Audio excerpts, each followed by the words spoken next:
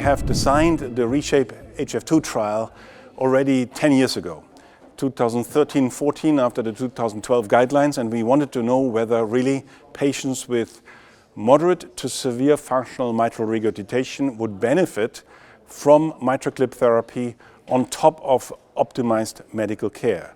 We included patients with 3+ and 4+ functional MR. They were symptomatic. The patients had raised natriuretic peptide levels or a previous hospitalization for heart failure. They had reduced ejection fraction heart failure, and in the end they had a 31% average ejection fraction.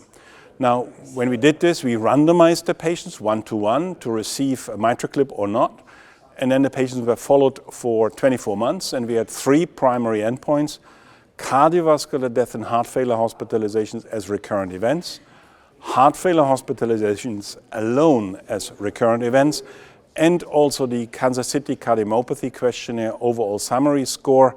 And all 3 of them were statistically powered to see whether there is a meaningful difference.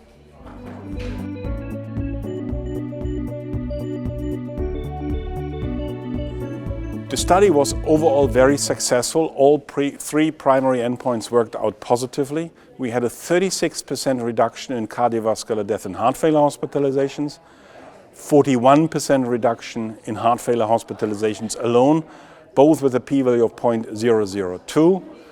In addition, we had a Kansas City Cardiomyopathy Questionnaire improved by 11 points, highly statistically significant, and all of this corroborated by an improvement of symptom status in New York Heart Functional Class, an improvement in mitral regurgitation kind of level that was reduced, of course, with the MitraClip therapy, and an improvement in 6-minute walk test distance by 20.5 meters.